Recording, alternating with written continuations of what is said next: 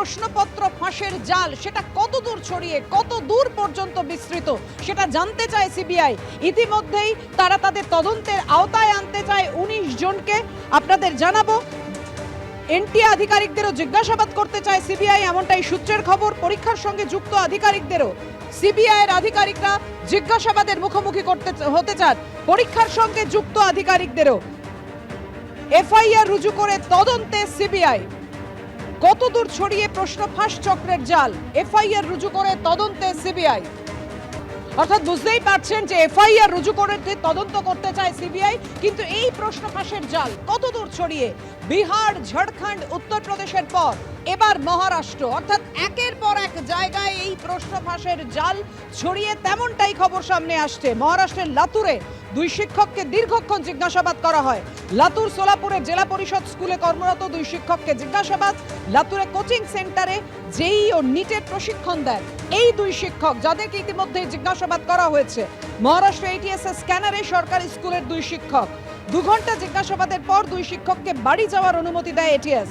প্রশ্নফাঁস কাণ্ডে বিহার থেকে ইতিমধ্যেই যাদেরকে গ্রেপ্তার করা হয়েছে 13 জন, দেওঘর থেকে 6 জনকে। মহারাষ্ট্রের লাতুরে 2 শিক্ষককে দীর্ঘক্ষণ জিজ্ঞাসাবাদ করা হলো। অর্থাৎ রাজ্যে রাজ্যে ছড়িয়ে রয়েছে দুর্নীতির নেটওয়ার্ক, প্রশ্নফাঁস কাণ্ডের জাল। মহারাষ্ট্রের লাতুরে ইতিমধ্যেই 2 সরকারি শিক্ষককে জিজ্ঞাসাবাদ করা হয়। লাতুরে কোচিং সেন্টারে জেই ও নিটের প্রশিক্ষণ দেন এই 2 শিক্ষক। মহারাষ্ট্র এটিএস জিজ্ঞাসাবাদ করেন 2 শিক্ষককে।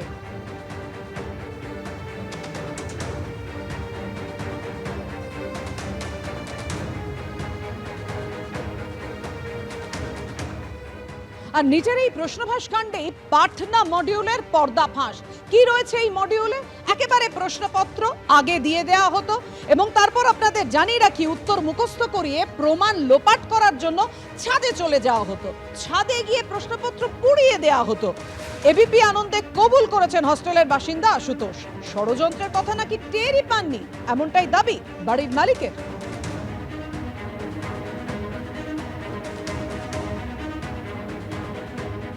गुनाह स्वीकार करते हो कि तुम नीट वाले में शामिल थे? नहीं भैया, शामिल नहीं है, लेकिन मेरा गुनाह ये है ना कि मैं भैया से बिना पूछे उसको रहने के लिए दे दिया। नहीं, तुम्हें जानकारी थी कि गलत तरीके से यहाँ पे बच्चों को रखा जा रहा है? नहीं, हमको जानकारी तो मनीष ने नहीं बताया? नहीं बताया। तो फिर कैसे कह रहे थे कि मनीष तुम बता दो भैया से?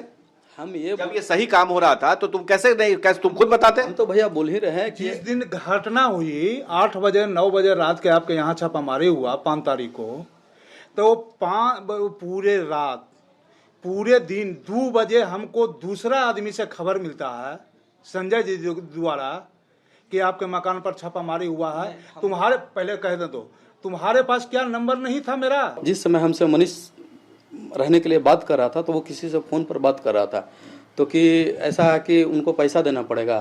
तो मनीष बोला कि इनको पैसा किस बात का दीजिएगा, जो देना होगा जो हमको दे दीजिएगा। तो ये तो हमसे क्यों छिपाया? मकान मालिक से ऐसा बात क्यों? ये बताओ क्या क्या जानते हो प्रश्न पत्र लीक के मामले में, मनीष की क्या संलिप्तता है यही बताओ। मनीष ही सारे लड़के को लेके आया, रात भर मनीष मेरे यहाँ रहा, कल 12 बजे वो लोग गया है। ये प्रश्न पत्र लीक का असली दोषी कौन है, किसको मान रहे हो अभी तक इतने दिनों में? हम तो मेरे नजर में मनीष को ही मान रहे हैं। और वो मध्यम कोई माध्यम है? मध्यम कोई अथी मनीष के ही थ्रू मध्यम आया था मेरे पास। मनीष ही लेकर के, मनीष और मध्यम दोनों आया था। संजीव मुखिया को जानते हो? नहीं, हम नहीं जानते। उसका नाम सुने हो? नाम नहीं सुने, पेपर के माध्यम से नाम सुने हैं। जो इस तरह के घटना इसका कौन मास्टरमाइंड है जानते हो? नहीं भैया, नहीं जानते। तो क्या पुलिस तुम्हें इन्वेस्टिगेट करेगी, तुम पुलिस के साथ सहयोग करो? बिल्कुल करेंगे। मनीष तो भाग गया है, फरार है। बिल्कुल करेंगे हम। उस मध्यम का पता और मनीष का पता ठिकाना बताएंगे? मोबाइल नंबर मेरे पास है, मैं मोबाइल नंबर उपलब्ध है। उसका गाँव भी बताना। गाँव यहाँ सिगरियामा है। मध्यम का वही वो मनीष ही बोला था कि मेरे ही गाँव का है। प्रश्न पत्र जो जलाया गया था वो आपने देखा था? आप ही के यहाँ से मिला है वो? हाँ, हम देखे थे। क्या देखा? मनीष ही ऊपर लिया था, और एक और आदमी था, उसको हम नहीं चिन्हते। मनीष को देखे जब जिस समय बच्चे लोग निकल रहा था तो सबके पॉकेट चेक कर रहा था मनीष। चेक करने के बाद जो पेपर कागज वगैरह था वो मनीष और एक और आदमी था, उसको हम नहीं चिन्हते हैं। वो लोग छत पर ले गया था, उसके बाद का किया उसको छत पे जलाया। हाँ। कि घर में, आपके घर में न बेड है, न कुर्सी है, न टेबल है, पंखा है? नहीं, पंखा नहीं, पंखा भी नहीं है।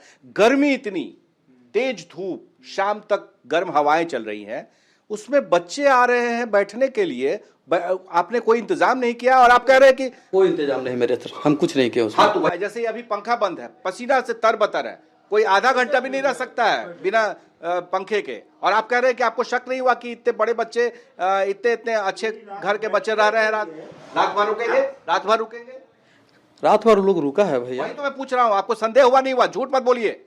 संदेह क्या, मनीष को ही बोले कि क्या बात है, ये लोग को मनीष ही जो कर रहा था, मनीष को ही मैंने देखा कि आपको संदेह हुआ या नहीं हुआ? संदेह तो हो गया था भैया।